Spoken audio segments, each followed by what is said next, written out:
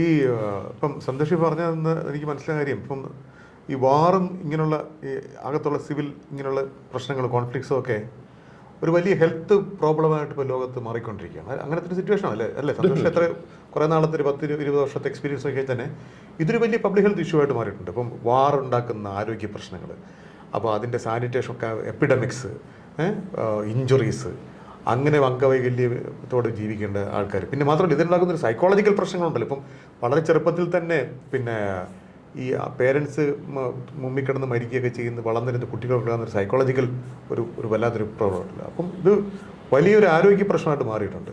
സാധാരണഗതിയിൽ ഈ ഒരു വാർ സിറ്റുവേഷൻ സന്തോഷം പലപ്പോഴും ഞാൻ പറയുന്നത് കേട്ടിട്ടുണ്ട്. അതായത് ഒരു വാർ സിറ്റുവേഷനിൽ സാധാരണ അസുഖങ്ങൾ പോലും ഭയങ്കര മാരകമായി തീരും അല്ലേ? ഒരു വാർ ഉണ്ടാക്കുന്ന ഇത്തരം പ്രശ്നങ്ങളെക്കുറിച്ച് അത് ആക്ച്വലി സന്തോഷിൻ്റെ ഒരു എക്സ്പീരിയൻസ് എങ്ങനെയാണ്? എങ്ങനെയാണ് വാർ ഒരു മനുഷ്യൻ്റെ ഒരു ജനതയുടെ ആരോഗ്യത്തിനെ തകിടം മറിക്കുന്നത്? അല്ല, അത് പ്രൈമറിലി അത് പറയുന്ന ഈ ഹെൽത്ത് സിസ്റ്റം മൊത്തമായി ഡിസ്മാൻഡിൽ ചെയ്യും എന്നുള്ളതാണ്. ഏത് സ്ഥലത്തെ എക്സാമ്പിൾ എടുക്കാൻ വേണമെങ്കിൽ ഇപ്പോൾ ഈ പറഞ്ഞ ഉക്രൈനിലെ എക്സാമ്പിളോ ഇല്ലെങ്കിൽ നമുക്ക് ഈ പറഞ്ഞ എവിടെ ഉക്രൈനിൽ വർക്ക് ചെയ്തുകൊണ്ട് കുറച്ച്, ഇല്ലെങ്കിൽ ഈ പറഞ്ഞ സിറിയ ആയാലും ശരി, ഇന്തോനേഷ്യ ആയാലും ശരി, എല്ലായിടത്തും എക്സ്പീരിയൻസ് ഓൾമോസ്റ്റ് സിമിലറാണ്. ഹെൽത്ത് സിസ്റ്റംസ് ഈ പറയുന്ന വർക്ക് ചെയ്താന്ന് വെച്ച് കഴിഞ്ഞാൽ ഹോസ്പിറ്റൽസ്, പ്രൈമറി ഹെൽത്ത് സെൻറ്റേഴ്സ്, ഈ പറയുന്ന ഇമ്മ്യൂണൈസേഷൻ, ഇങ്ങനെ തുടങ്ങിയ സാധനങ്ങളൊന്നും ഇല്ലാതാവുമല്ലോ. അതിൻ്റെ പുറത്ത് ഈ പറയുന്ന വാട്ടർ, സാനിറ്റേഷൻ, ഭക്ഷണം, ഇത് കിട്ടാതാവുമ്പോഴുണ്ടാവുന്ന മൾട്ടിപ്പിൾ ലേയേഴ്സ് ഓഫ് കോൺസിക്വൻസസ് ഉണ്ട്. Multiple layers of consequence. നമ്മൾ ഒരിക്കലും ഇത് ഭക്ഷണം കിട്ടിയില്ലേ ഉള്ളൂ, നമുക്ക് ഒരു നേരത്തെ ഭക്ഷണം കിട്ടിയില്ലെങ്കിൽ കുഴപ്പമില്ലെന്ന് വിചാരിക്കാം. അങ്ങനെയല്ല. ഇത് ഫോർ എക്സാമ്പിൾ ഞാൻ നേരത്തെ ഏറ്റവും ക്ലാസിക്കൽ എക്സാമ്പിൾ ഈ പറഞ്ഞ നോൺ കമ്മ്യൂണിക്കബിൾ ഡിസീസസ് ആണ്. അപ്പോൾ അത് മരുന്ന് കഴിക്കുന്ന ആൾക്കാർ എങ്ങനെ സംഭവിക്കുന്നത്? ഈ പറഞ്ഞ നഗരത്തിൽ താമസിക്കുന്ന ആൾക്കാർ യുദ്ധം വരുന്നു, അവിടെ നിന്ന് പലായനം ചെയ്യേണ്ടി വരുന്നു. അപ്പോൾ അവർ അടുത്ത നഗരത്തിലേക്ക് പോകുന്നു. നഗരത്തിലേക്ക് പോകുമ്പോൾ അവർക്ക് വീടില്ല. അപ്പോൾ ഉള്ള കാശും കൊണ്ട് തുടക്കത്തിൽ ഇപ്പം യുദ്ധം തീരുമെന്ന് വിചാരിച്ച് വലിയൊരു വീടൊക്കെ എടുക്കും. വലിയ വീടൊക്കെ എടുത്ത് താമസിക്കും. ഒരു മാസം കഴിയുമ്പോഴും യുദ്ധം തീരുന്നില്ല, കയ്യിൽ പൈസ തീരും. അപ്പോൾ കയ്യിലുള്ള പൈസ വെച്ച് പിന്നെയും ജീവിക്കണമല്ലോ. നഗരത്തിൻ്റെ പ്രാന്തപ്രദേശത്തിലേക്ക് പോകും, അവിടെ പോയി താമസിക്കും. അവിടെ താമസിക്കുമ്പോൾ എന്നിട്ടും യുദ്ധം തീരുന്നില്ല. അപ്പോൾ അടുത്ത ഗ്രാമത്തിലേക്ക് പോകും. അങ്ങനെ ഗ്രാമത്തിൻ്റെ അങ്ങേയറ്റത്ത് കാട്ടിനടുത്തേക്ക് പോകും. കാട്ടിനടുത്ത് വെളിച്ചമില്ല, വെള്ളമില്ല, ഹെൽത്ത് സിസ്റ്റത്തിന് അലൈനിട്ടായി, ടോട്ടലി മാറി.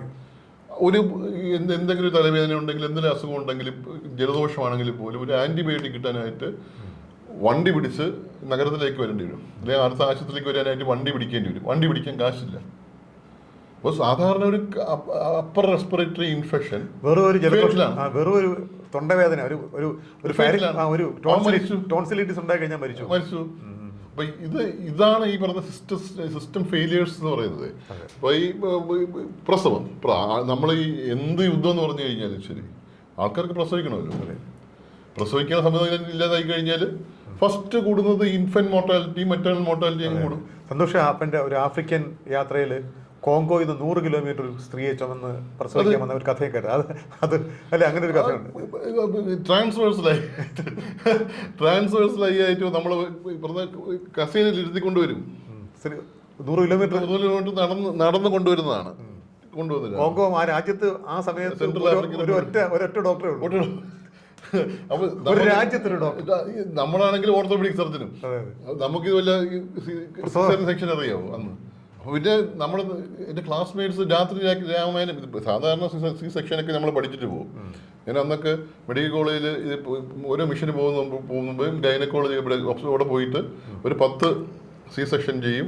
10 എണ്ണം കാണും, 10 എണ്ണം ചെയ്യും. ഇത് ഇതിൻ്റെ പോകുന്നത്. ഇതങ്ങനെയല്ല, വളരെ കോംപ്ലിക്കേറ്റഡ് ആയിട്ടുള്ള ട്രാൻസ്ഫേഴ്സിലായി തിരിഞ്ഞു കിടക്കുകയാണ്. അപ്പോൾ ഇത് കയ്യിൽ പിടിക്കാൻ പറ്റില്ല, കാലിൽ പിടിച്ചെടുക്കണമെന്ന് അവർ പറയുന്നത്.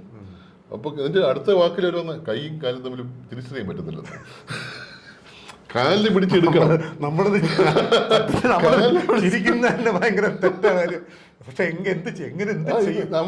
നിസ്സഹായാവസ്ഥ തിരിച്ചു പോകുന്നില്ല. ഞാൻ അങ്ങനെ തിരിച്ചു പോകുന്നതാണ്. അതെ, നമ്മളിത് ബ്ലഡ് രാത്രിക്ക് ബ്ലഡ് എടുത്ത് ഈ അടുത്ത ദിവസം സർജറി ചെയ്യണം.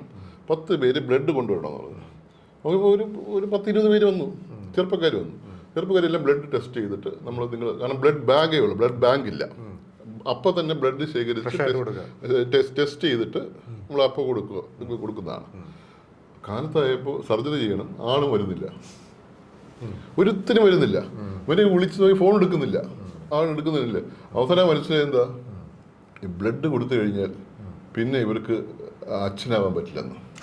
അത് അവിടുത്തെ ആരോ പറഞ്ഞു വരുത്തി, രാത്രിക്ക് രാമൻ ആരോ പറഞ്ഞു വരുത്തി, നിങ്ങൾ ഈ ബ്ലഡ് കൊടുത്തു കഴിഞ്ഞാൽ സ്റ്റെറൈലായി പോകും. അത് ഒരുത്തരും വരുന്നില്ല. അവിടെ ഹോസ്പിറ്റലിലെ സ്റ്റാഫാണ് ബ്ലഡ് കൊടുത്തത്. അപ്പോൾ ഞാൻ പറഞ്ഞത് അതൊക്കെ ഒരു സ്ഥലത്തിൻ്റെയൊക്കെ പ്രത്യേകതയാണ്. പക്ഷേ ഈ ഹെൽത്ത് സിസ്റ്റം ഫെയിലിയേഴ്സ് എന്ന് വെച്ച് കഴിഞ്ഞാൽ ഇതൊക്കെയാണ്. ഇപ്പോൾ ഇങ്ങനെ ആൾക്കാർ നമ്മൾ ഈ പറഞ്ഞ ഡീലിനേറ്റഡ് ആകുമ്പോൾ, വേറെ പരിചയമില്ലാത്ത സ്ഥലങ്ങളാകുമ്പോൾ ഈ ട്രൈബൽ ആയിട്ടുള്ള സംഭവങ്ങളും, അപ്പോൾ വെറുതെ വന്നവർ അവിടെ ഉള്ളവർ തമ്മിലുള്ള ശത്രുത അത് എങ്ങനെയായാലും ഉണ്ടാവും. അതിന് ചെറിയ ചെറിയ കാര്യങ്ങളായിരിക്കും, പക്ഷെ അത് ഇങ്ങനെ അത് മനുഷ്യനെ വളരെ ഇൻഹ്യൂമനായിട്ട് ജീവിക്കാൻ ക്യാമ്പ്സിലൊക്കെ ഒരു സ്ഥലത്തു നിന്നുള്ള ഒരു ട്രൈബിലെ ഒരു പെണ്ണ് വേറെ ട്രൈബിനെ ഒരു പ്രേമിച്ചു കഴിഞ്ഞ് അത് മതി ഒരു കലാപം ഉണ്ടാവാൻ. കലാപം വെച്ച് കഴിഞ്ഞാൽ എന്ത് കലാപം? ഞാൻ മറ്റേ ഇവിടെ സെൻട്രൽ ആഫ്രിക്കൻ റിപ്പബ്ലിക് ഇവിടെ സുഡാനിൽ പോയപ്പോൾ ഒരു പെൺകുട്ടി ഗർഭിണിയായി. ഇത് അറിഞ്ഞ ഈ പെൺകുട്ടിയുടെ ഈ പറഞ്ഞ ആൾക്കാർ, സൈഡിലുള്ള ആൾക്കാർ മുഴുവൻ അങ്ങോട്ട് വടിയും മറ്റു ആളായിട്ട് അങ്ങോട്ട് പോവുക. ഇതറിഞ്ഞ പെൺകുട്ടി അവിടെ പോയിട്ട് അവനോട് പറഞ്ഞ് അവരങ്ങ് ഒളിച്ചോടി. ഇവർ ചെന്നപ്പോൾ അവനെ കിട്ടിയില്ല. ഇവിടെ കാണുന്നവരടിക്കുക. അവർ ഈ റെഫ്യൂജി ക്യാമ്പിനകത്തൊന്നും ആയുധം കയറ്റത്തില്ല. അപ്പം എന്ത് ചെയ്യും, വലിയ ഒരു തടിക്കകത്ത് അറ്റത്ത് ആണി അടിച്ച് കയറ്റും. ആണി ഇങ്ങനെ ഇരിക്കും, അത് തലക്കറ്റുകൊണ്ട് അടിക്കും. മോണോപ്ലീറ്റ് നമ്മൾ ഒരു പ്രശ്നം, വേറെ പ്രശ്നമില്ല, ഒരു മോണോപ്ലീറ്റ് അവർ കൈ എടുക്കാൻ പറ്റുന്നില്ല. എന്താ ഇട്ട ആണിയാൻ കയറുന്ന. അപ്പോൾ നമ്മൾ ഈ പറഞ്ഞ ഇത് എല്ലാവരും നേരത്തെ പറഞ്ഞില്ലേ, ഭക്ഷണത്തിന് വേണ്ടിയിട്ട് ആളുടെ അടി കൂടുക. വളരെ നല്ല ആൾക്കാർ ഒരു തന്നെ ഈ പറഞ്ഞ അവൻ വിശന്ന് പൊരിഞ്ഞ് അവൻ ഗതികെട്ടാണ്. അല്ല ശരിയാണ്. അപ്പോൾ ആ കുട്ടിയെ എറിഞ്ഞു, അത് മതി, ആ മൊത്തം അപ്പുറത്ത് ഇപ്പുറത്ത് ശത്രുക്കളായി. ഈ റെഫ്യൂജി ക്യാമ്പിലുള്ളതെല്ലാം ഒരു കാലത്ത് വളരെ വലിയ വിദ്യാഭ്യാസം ഉള്ളവരും വലിയ ജോലി ചെയ്ത വലിയ ഉദ്യോഗസ്ഥന്മാരും ഒക്കെയാണ് ഈ റെഫ്യൂജി ക്യാമ്പിൽ കിടക്കുന്നത്. അതും നമ്മൾ ആലോചിക്കേണ്ടതുണ്ട്. അതെ, അവരാണ് ഇങ്ങനെയുള്ള അവസ്ഥയിലേക്ക് അധപ്പതിച്ചു പോകുന്നത്. എല്ലാവരും ഈ പറഞ്ഞ നമ്മൾ ഇതൊന്നും നമുക്കൊരിക്കലും ഊഹിക്കാൻ കഴിയില്ല.